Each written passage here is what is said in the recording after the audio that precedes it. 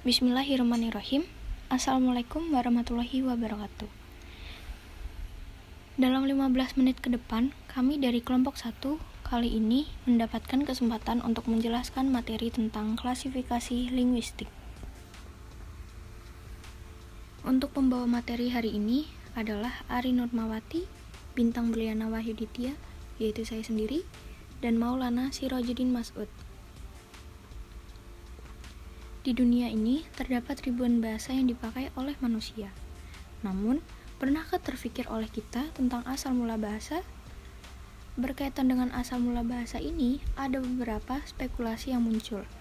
Maka, hal yang dapat dilakukan adalah melakukan pengelompokan terhadap bahasa-bahasa di dunia dan mencari kemungkinan rumpun-rumpun bahasa yang ada di dunia. Dalam perkembangan studi linguistik historis komparatif, para ahli mulai menyadari persamaan yang dimiliki bahasa-bahasa yang tersebar di dunia dengan melakukan klasifikasi bahasa-bahasa tersebut. Menurut Greenberg, suatu klasifikasi yang baik harus memenuhi persyaratan, yakni non-arbitrer, adalah bahwa kriteria klasifikasi itu tidak boleh semaunya, hanya harus ada satu kriteria, tidak boleh ada kriteria lainnya. Exhaustive atau exhaustic adalah setelah klasifikasi dilakukan tidak ada lagi sisanya, atau tidak ada satu bahasa yang tertinggal dan tidak masuk ke dalam kelompok rumpun manapun, yang artinya semua bahasa harus masuk dalam klasifikasi sebuah kelompok atau rumpun. Unik adalah jika sebuah bahasa sudah masuk ke dalam salah satu rumpun, dia tidak bisa lagi masuk dalam rumpun yang lain. Setiap bahasa hanya masuk ke dalam satu rumpun bahasa, tidak boleh lebih dari satu. Karena jika lebih dari satu, maka klasifikasi tersebut tidaklah unik. Namun, di dalam praktik membuat klasifikasi, ternyata 3 persyaratan yang diajukan Greenberg tersebut tidak bisa dilaksanakan, karena banyak sekali ciri-ciri bahasa yang digunakan untuk membuat klasifikasi itu. Misalnya saja, yang bertentangan dengan syarat di atas adalah klasifikasi tipologi, yang bertentangan dengan syarat pertama. Kemudian, klasifikasi areal, yang tidak memenuhi ketiga syarat tersebut. Berikut ini penjelasan klasifikasi bahasa dengan pendekatan genetis, tipologi, areal, dan sosiolinguistik. Klasifikasi genetis atau genealogis. Klasifikasi ini dihasilkan dengan pendekatan genetis, pendekatan yang hanya melihat garis keturunan bahasa itu, yang artinya suatu bahasa berasal atau diturunkan dari bahasa yang lebih tua. Menurut teori klasifikasi genetis ini, terdapat suatu bahasa yang disebut bahasa proto, yang akan memiliki sub-sub bahasa lainnya. Sedangkan bahasa proto adalah induk yang menurunkan bahasa-bahasa lainnya. Teori ini juga disebut dengan teori pohon oleh A. Schleicher. Karena keadaan dari suatu bahasa dengan induk sebagai bahasa proto dan sub-sub bahasa lainnya, seperti adanya cabang-cabang dan ranting-ranting yang memberikan gambaran seperti gambar pohon terbalik. Kemudian, pada tahun 1872, teori ini dilengkapi oleh J. Schmidt dengan menyebutnya sebagai teori gelombang. Klasifikasi genetis ini berdasarkan kriteria bunyi dan arti, yaitu kesamaan bentuk atau bunyi dan makna yang dikandungnya. Bahasa yang memiliki sejumlah kesamaan seperti ini dianggap atau diklasifikasikan ke dalam satu rumpun bahasa.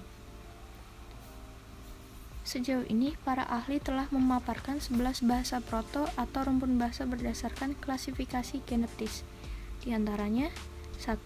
Rumpun Indo-Eropa, yakni bahasa-bahasa Jerman, Indo-Iran, Armenia, Baltik, Slavik, Roman, Celtic, dan Gaulis. Kedua, rumpun Hamito, Semit atau Afro-Asiatik, yakni bahasa-bahasa Koptis, Berber, Kushit, Chad yang termasuk dalam subrumpun Hapin, dan bahasa Arab, Etiopik dan Ibrani yang termasuk subrumpun Semit. Ketiga, rumpun Carinil, yakni bahasa-bahasa Swahili, Bantuk, dan Khoisan. Yang keempat, rumpun Dravida, yaitu bahasa-bahasa Telugu, Tamil, Kanari, dan Malayalam. Kelima, rumpun Austronesia, disebut juga Melayu Polinesia, yaitu bahasa Indonesia yang meliputi Melayu, Austronesia Barat, kemudian Melanesia, Mikronesia, dan Polinesia. Yang keenam, rumpun Kaukasus. Kemudian ada rumpun Finno-Ugris, yaitu bahasa-bahasa Hungar, Lapis, dan Samoyed. Yang ke-8, rumpun Paleo-Asiatis atau Hiperbolis, yaitu bahasa-bahasa yang terdapat di Siberia Timur. Yang ke-9, rumpun Ural-Altai, yaitu bahasa-bahasa Mongol, Manchu, Tungu, Turki, Korea, dan Jepang. Yang ke-10, rumpun Sino-Tibet, yakni bahasa-bahasa Yenisei, Patsyak, Tibeto, Burma, dan China. Yang terakhir, rumpun bahasa-bahasa Indian, yakni bahasa-bahasa Eskimo, Aleut, Nadene, Algonquin, Waksan, Hokkien, Syok, Penitiou, Aztec, Tanoan, dan sebagainya. Oke, selanjutnya adalah klasifikasi tipologis. Klasifikasi tipologis didasarkan pada kesamaan tipe pada semua bunyi tataran bahasa, misalnya seperti kesamaan bunyi, fonem, frasa, dan kalimat. Klasifikasi tipologis dilakukan dengan pendekatan menggunakan kesamaan tipologi, baik menggunakan tipologi fonologi, morfologi, maupun sintaksis. Klasifikasi tipologis memiliki sifat yang arbitrary karena tidak terikat oleh tipe tertentu, namun masih tetap bersifat ekhaustik dan unik. Klasifikasi tipologis dapat dibagi menjadi 3 kelompok. Yang pertama adalah klasifikasi tipologis berdasarkan morfologis, yang artinya adalah kelompok yang semata-mata menggunakan bentuk bahasa sebagai klasifikasi bahasa. Menurut Frederick von Schlegel dan August von Schlegel, bahasa dibagi menjadi 3 kelompok. Yang pertama adalah bahasa yang tanpa struktur gramatikal, contohnya adalah bahasa Cina. Yang kedua adalah bahasa yang berafiks, contohnya adalah bahasa Turki. Yang ketiga adalah bahasa yang berefleksi atau berfleksi, contohnya adalah bahasa Latin dan bahasa Sanskerta. Sedangkan menurut von Humboldt mengelompokkan bahasa menjadi 4 kelompok. Yang pertama adalah bahasa isolatif atau bahasa yang kata-katanya terbentuk dari satu morfem tunggal. Yang kedua adalah bahasa agglutinatif, yang artinya adalah bahasa yang banyak menggunakan aglutinasi atau sebagian besar kata dibentuk dengan penggabungan morfem. Yang ketiga adalah bahasa fleksi atau sintetis, adalah bahasa yang memiliki kata yang terdiri dari banyak morfem. Yang keempat adalah bahasa inkorporasi atau polisintetis, yang artinya adalah bahasa yang memiliki rasio morfem per kata yang sangat tinggi, atau dengan kata lain setiap kata dibentuk oleh banyak morfem. Yang kedua dari klasifikasi tipologis adalah yang berdasarkan akar kata. Menurut Franz Bopp, bahasa dibagi menjadi 3 kelompok. Yang pertama adalah monosilabis atau yang memiliki arti dengan kata-kata yang terdiri atas satu suku kata saja, contohnya adalah bahasa Cina. Yang kedua adalah yang mampu mengadakan komposisi, contohnya adalah bahasa-bahasa Indo-Eropa dan bahasa Austronesia. Yang ketiga adalah disilabis 3 konsonan. Disilabis 3 konsonan adalah sistem tulisan yang setiap hurufnya melambangkan suatu suku kata yang merangkai kata-kata. Contohnya adalah bahasa Arab dan bahasa Ibrani. Yang klasifikasi tipologis yang ketiga adalah yang berdasarkan bentuk sintaksis. Menurut Steinthal, bahasa dibagi menjadi dua kelompok. Yang pertama adalah bahasa-bahasa yang terbentuk adalah bahasa yang di dalam kalimatnya terdapat relasi antar kata.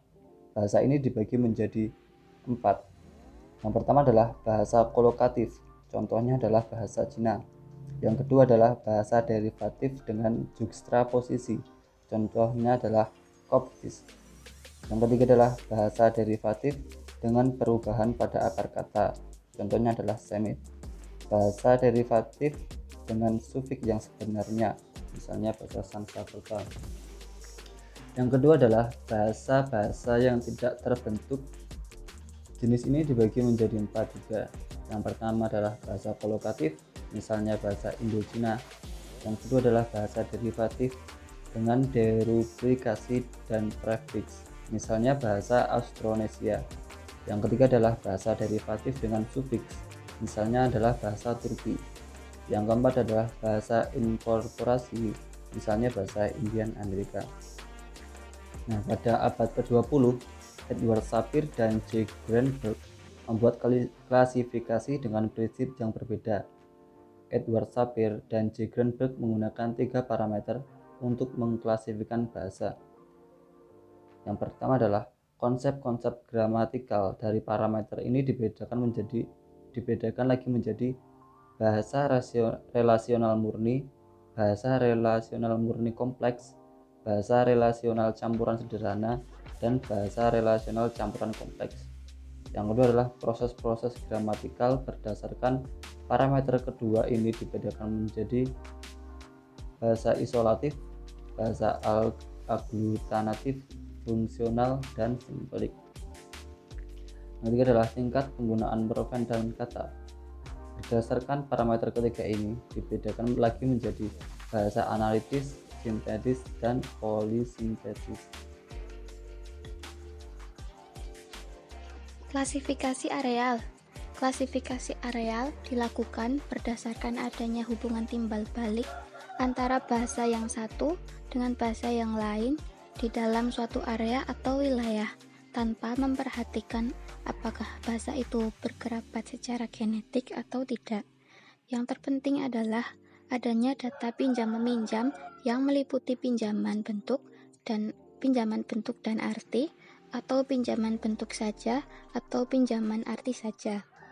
Pinjam-meminjam ini karena adanya kontak bahasa bersifat historis dan konvergetif.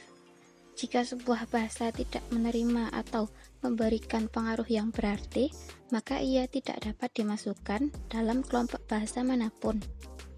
Di samping itu, perlu diketahui bahwa klasifikasi ini sangat mempertimbangkan dimensi waktu dan modalitas ruang yang dijadikan pertimbangan seperti dalam klasifikasi genetis. Klasifikasi areal ini bersifat arbitrer dalam hal-hal tertentu. Maksudnya adalah karena dalam kontak sejarah bahasa-bahasa itu memberikan pengaruh timbal balik dalam hal-hal tertentu.